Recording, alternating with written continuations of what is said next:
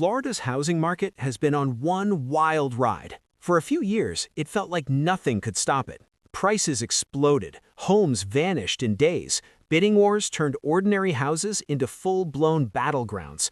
Buyers from New York, California, Illinois, and just about everywhere else poured into the state, chasing sunshine, lower taxes, and the promise of a better life. For a while, it looked like the boom would never end, but every wave breaks eventually. And now, across Florida, the market is starting to show real strain. The migration surge that powered the frenzy is cooling. Remote work is not driving moves the way it did at the peak. Mortgage rates are still high. Insurance costs in many parts of Florida have become brutal. New construction is piling up. Listings are sitting longer. Sellers are cutting prices. And the same markets that looked unstoppable 2 years ago are suddenly looking a lot more fragile. That does not mean Florida is collapsing, but it does mean the mood is changing. In this video, we're counting down 10 Florida cities where home prices could see some of the biggest corrections in 2026. These aren't tiny little dips that nobody notices. These are the places where the pressure is building in a way that could reshape local housing markets for years. For sellers, this is a wake-up call. For patient buyers, this might finally be the opening they've been waiting for. And honestly, that's not all bad. A cooling market can bring something Florida desperately needs: balance. Less frenzy, more negotiating power, more realism, and maybe, finally, a path back toward affordability. Before we jump in, make sure you subscribe to Discover the Nation for more real estate breakdowns, housing trend videos, and city-by-city market warnings from around the country. Now, let's get into it. Number 10. Lakeland. Lakeland became one of Central Florida's biggest pandemic winners. Sitting right between Tampa and Orlando, it looked like the perfect compromise market. Cheaper than the bigger metros, close enough for commuters, and full of the kind of suburban growth buyers were desperate for during the boom. For a while, it was on fire. Listings disappeared, starter homes triggered bidding wars, and prices climbed faster than local incomes could keep up. Now that heat is fading. Lakeland still has appeal, but the frenzy that once drove the market is clearly wearing off. Builders rushed to cash in on the demand wave, and now that new supply is becoming a real issue. Entire neighborhoods of fresh construction are competing with resale homes, and buyers no longer feel the same pressure to act instantly. That matters because Lakeland depends heavily on spillover demand. A lot of people moved here because Tampa and Orlando got too expensive, not because Lakeland was always the dream. Once that affordability gap narrows, the momentum weakens fast. And because Lakeland is full of newer, similar-looking subdivisions, it is especially vulnerable when buyers suddenly have options in time to compare. There is also a subtle risk in the city's identity. Lakeland rose as the practical alternative, not the prestige destination. That works beautifully on the way up, but during a slowdown, practical can quickly become replaceable. If buyers can choose between Lakeland, farther out Tampa suburbs, or newer Orlando area inventory, Lakeland has to fight harder to justify itself. The upside is that a softer market could finally restore some sanity. Lakeland became one of those places where local buyers started feeling like strangers in their own city. Prices outran wages, competition got absurd, and first-time buyers were shoved aside. Lakeland is not crashing off a cliff, but it is one of the clearest examples of a Florida city that ran too hot, too fast, and is now being forced to cool back down. Number 9. Jacksonville. Jacksonville does not always get the same flashy attention as Miami, Tampa, or Orlando, but during the boom, it became one of Florida's biggest growth stories. More space, more relative affordability, a broad job base, and a metro size that made it feel like it could absorb newcomers forever. For a while, that looked true. Now the market is starting to push back. Jacksonville's biggest problem is that it got expensive faster than many buyers expected, and now people are getting much more selective. Inventory feels heavier, sellers have to compete harder, and investor demand is not what it used to be. In a market this large, that change in tone matters. The other issue is the full monthly cost: insurance, taxes, mortgage rates, maintenance, HOA fees in some communities. All of it adds up. A home that looked manageable when rates were low suddenly feels much harder to justify. What makes Jacksonville different is scale. This is not one single market. It is a patchwork of neighborhoods, suburbs, newer communities, and older pockets all moving at different speeds. That can make the correction feel uneven, but also more deceptive. One area may look stable while another quietly weakens under price cuts and longer selling times. Jacksonville also has a branding problem. It is a city people often choose with their calculator, not their heart. That makes it powerful in an affordability boom, but less protected in a slowdown. When buyers stop chasing square footage and start demanding stronger neighborhood identity, walkability, schools, or prestige, Jacksonville can lose some of its edge. Jacksonville still has real strengths. It is large, diverse, and more economically grounded than some of the more speculative cities on this list. But big metros correct too. And in 2026, Jacksonville could be one of the clearest examples of a strong Florida city finally running into the limits of what buyers are willing to pay just because it is still cheaper than somewhere else. Number 8. Daytona Beach. Daytona Beach sells an easy Florida dream. Beach access, warm weather, tourism energy, racing history. A coastal lifestyle that sounds fun and just affordable enough to tempt buyers who want a piece of Florida without paying South Florida prices. During the boom, that dream helped lift prices fast. Now the math is getting tougher. Daytona Beach is dealing with a rough combination: coastal exposure, older housing stock, and buyers who are becoming much more cautious. Insurance is a major issue.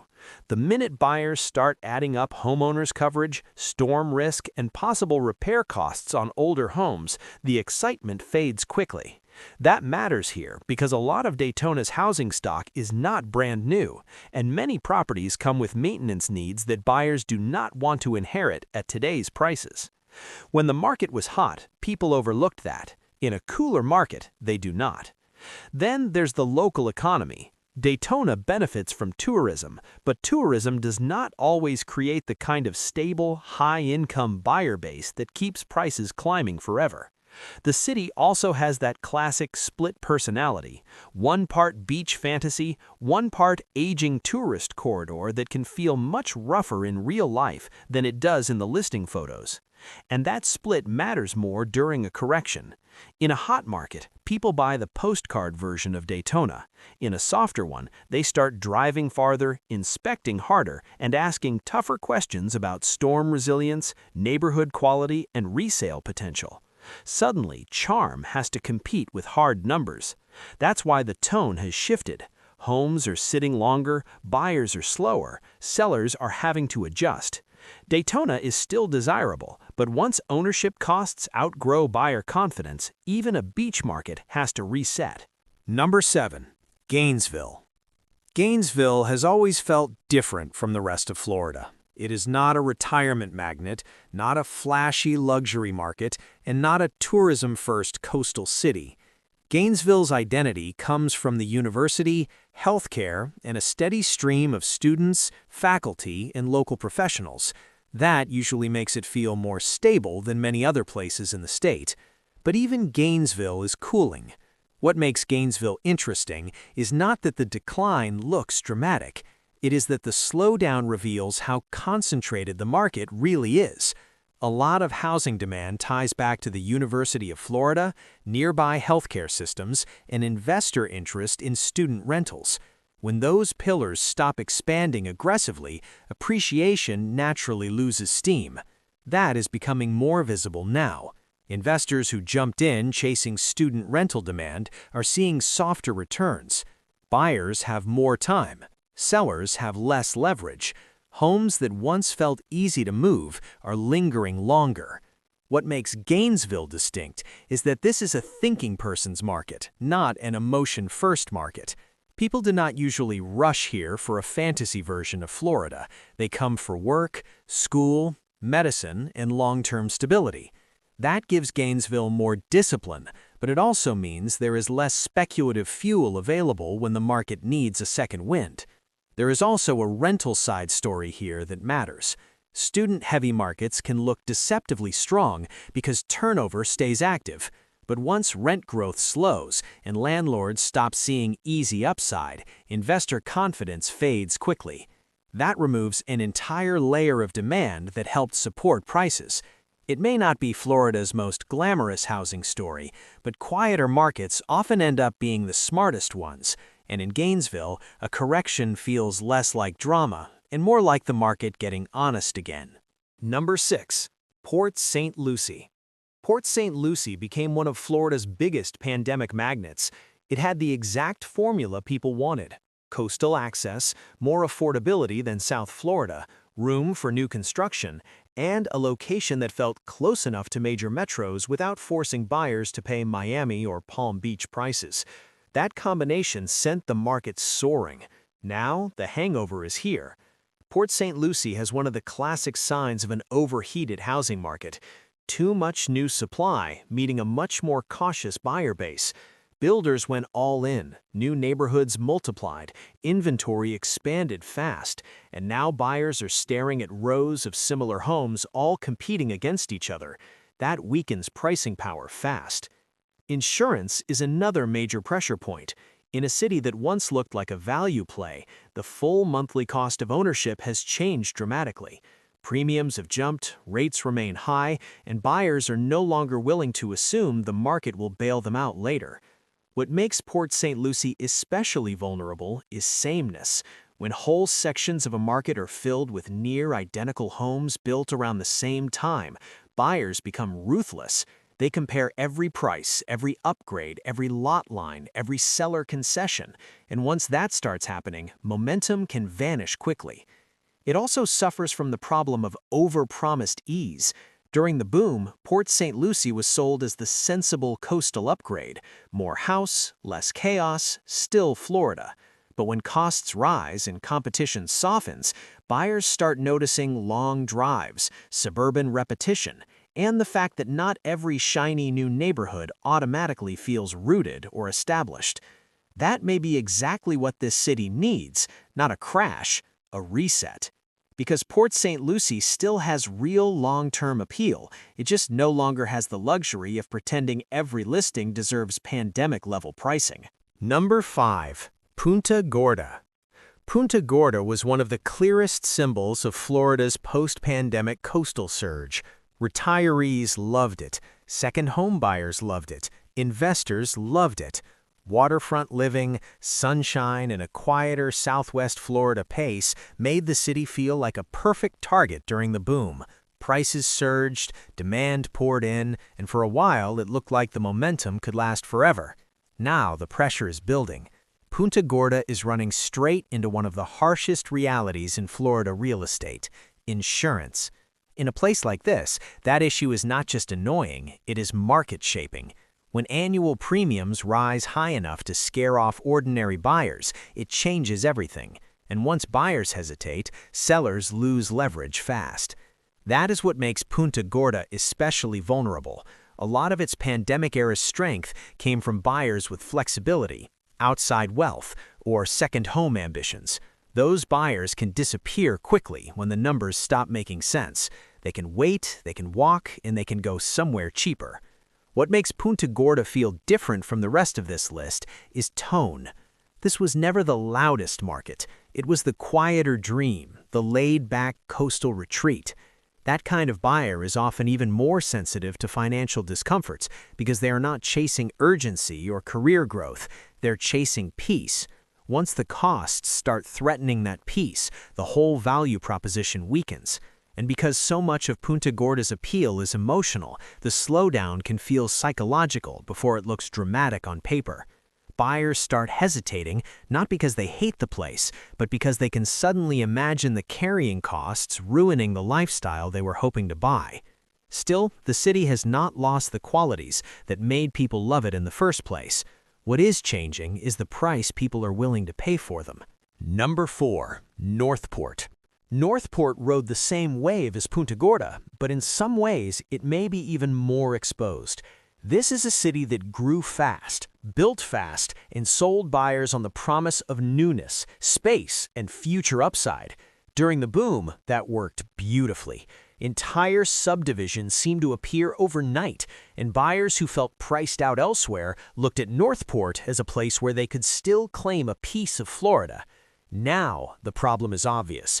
There is simply too much supply chasing too little urgency. In a place like Northport, the same factors that help prices explode during an upcycle can become liabilities when the market cools. New homes compete with newer homes. Entire neighborhoods are filled with similar inventory. Buyers know they have options, and once buyers know they have options, they slow down and negotiate much harder. Northport also faces the challenge of identity.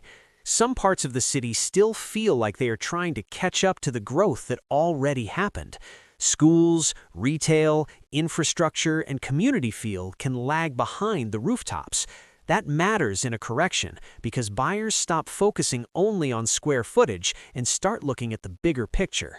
They start asking what daily life here actually feels like, and that question can get uncomfortable in a promise-driven city. Northport is really the future value market on this list, and when buyers stop paying for future hype and start paying only for present reality, the come-down can be sharper than expected. It also lacks the built-in emotional moat that helps places with strong waterfront identity or major metro job gravity. Northport often has to win buyers on price, newness, and possibility. When price stops feeling like a bargain, newness stops feeling unique, and possibility starts feeling vague, the market has far less protection. That is why Northport can feel especially exposed in 2026. Number 3. Cape Coral. Cape Coral was one of the crown jewels of Florida's boom. Waterfront lifestyle, canal access, investor attention, migration demand. For a while, it had everything working in its favor.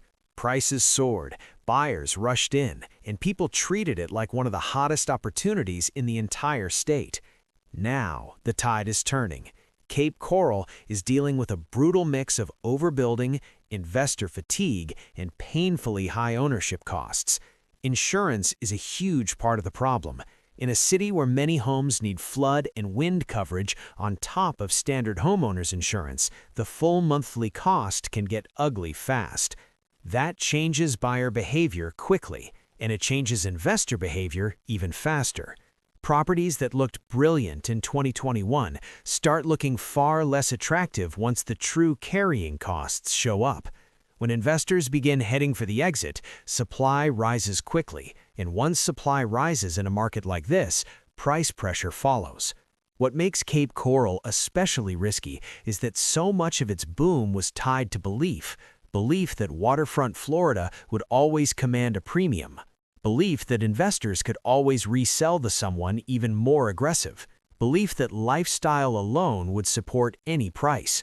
Once those assumptions weaken, a market that looked glamorous on the way up can feel dangerously overextended on the way down. Cape Coral also has scale working against it. There is just so much inventory, so much investor-owned stock, and so many similar lifestyle pitches competing at once. When momentum breaks in a place like that, weakness becomes visible very quickly, and that is the real danger here.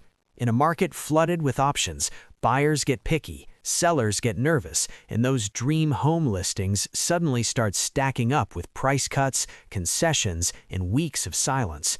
Still, Cape Coral has real long-term appeal. The canals are still there, the lifestyle is still there, the draw is still there. What is changing is the pricing reality. Number 2. Tampa. Tampa was supposed to be one of Florida's most resilient markets, and to be fair, it still has a lot going for it. Jobs, amenities, economic diversity, metro scale, lifestyle appeal. Tampa is not some fragile fringe market. It is one of the true anchors of the state. That is exactly what makes its cooldown so significant. Because if even Tampa is softening, you know the Florida story is changing. During the boom, developers pushed hard. New construction spread quickly, buyers kept showing up, and it felt like demand would absorb almost anything. But markets can only outrun financial reality for so long. In Tampa, that reality is now showing up through higher inventory, slower selling times, and ownership costs that are becoming much harder to justify. Insurance is a major factor here, too. In some parts of the metro, annual premiums have become so high that they change the entire math of homeownership. Add mortgage rates, taxes, and HOA fees, and suddenly the monthly payment looks very different from what buyers expected. That is forcing a repricing. What makes Tampa different from the others is that this is a confidence market. People bought into Tampa not just because it was Florida, but because they believed it was one of the safest long-term bets in the state. That belief may still be mostly true, but even strong markets lose altitude when pricing outruns reality for too long. And that is what makes Tampa's shift so important. When a weaker market cools, people shrug. When a flagship market cools, people start asking whether the entire state is entering a different phase. Tampa is not screaming bubble panic. It is whispering something more serious. Even the strongest markets still have a ceiling. And once buyers begin to sense that the can't-lose phase is over, the whole mood changes. People stop chasing. They stop waving. They stop stretching just to get in. In a market like Tampa, that psychological shift matters almost as much as the economics. Number 1. The Villages.